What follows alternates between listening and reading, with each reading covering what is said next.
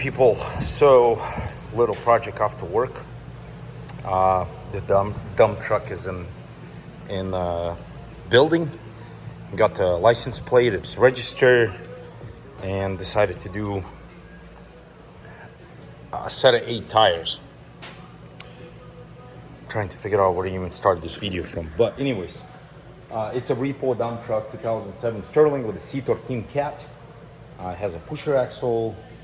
It's a fully, it looks like a cement truck straight up because it has full lockers, 20,000 pound front end, and the tires were mismatched. So I really don't have work for it, but we need a dump truck around here. So I got 2 of them. There's one Fredliner sitting, and this one I bought it from a repo from bank. Somebody didn't pay for it, so I ended up buying it. Didn't really get a super good deal, but it's a decent deal because I fixed a couple things on. I really like to have it in a good box. But the whole point of this video, it's the tires.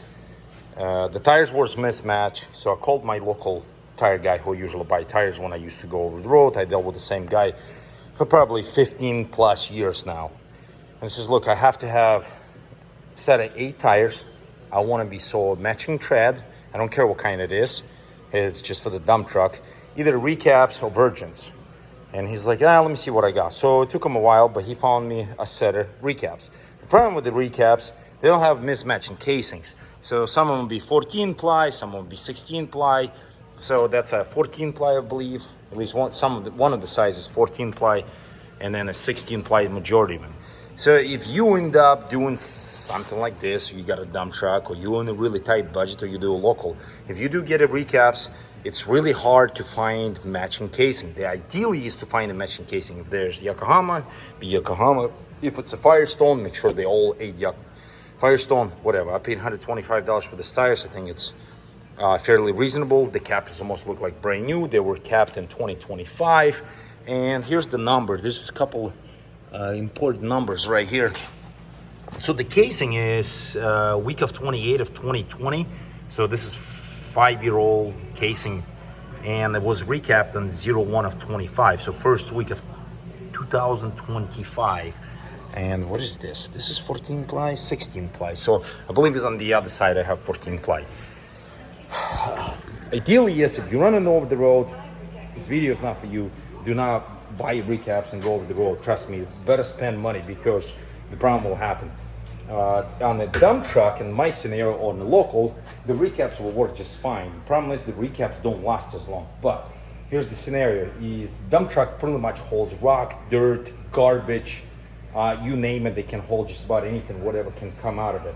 So if you go to Landfield and you get a flat tire, it's like, okay, $125 later, you're gonna have to buy another one. But if you buy like a Hankook or God forbid Michelin, where they cost $500 to $600 a tire, it kind of gets expensive.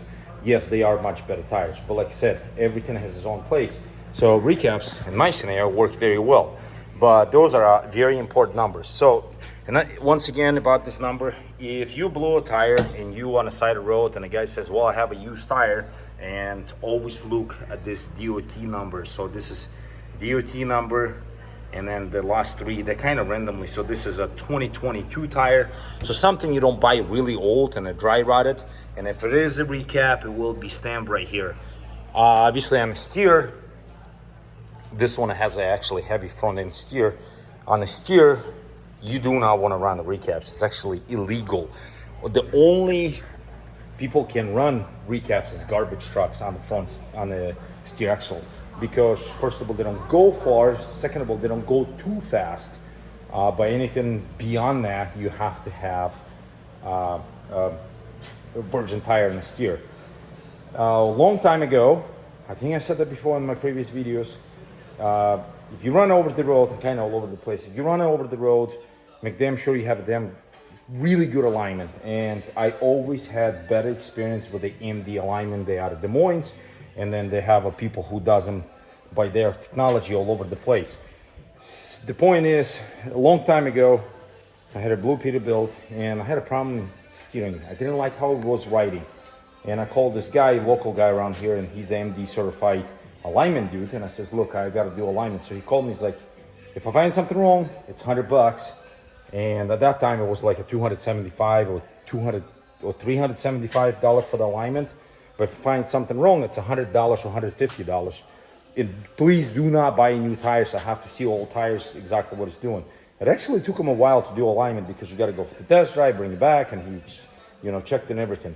But the point is, when he got it done with my alignment, he says, go get a set of Michelin tires. If you can get them, it was Low Pro 24.5. At that time, you could get them. And it's like, I guarantee you should get 120,000 miles of steer tires.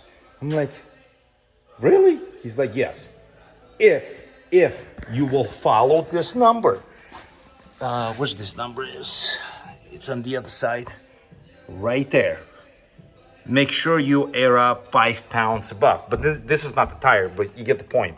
So this tires is very important. Some people's like, oh, I want to, just air up the tire to 100 pounds because you ride smoother. No, I understand that. Anytime you have a tire, trying to air up as closer as possible, not to whatever manufacturer stamps on cold. If it says 110, put 110. If it says 120, put 120. Even if it's 110, put 115.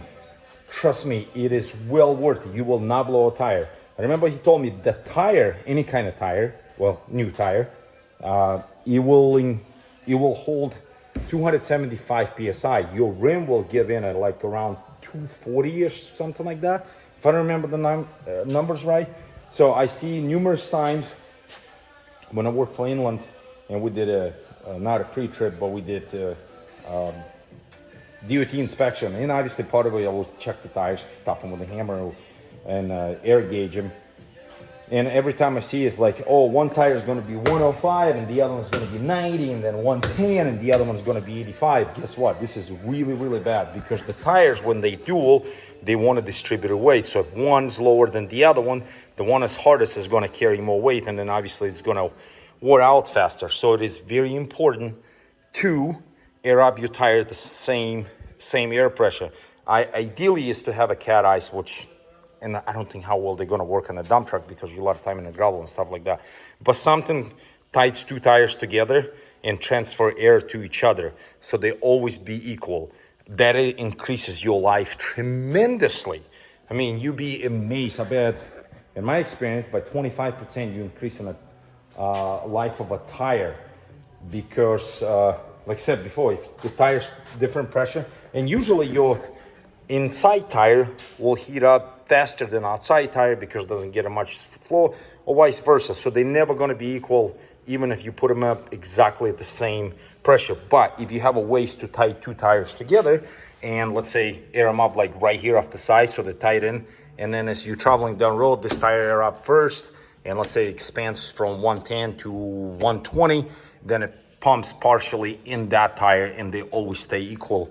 And it makes a huge difference. And riding part of it makes a huge difference too. Regarding back to the steers, do air up the tires, whatever manufacturing stamps on it, because you will increase the life longevity of the tire tremendously.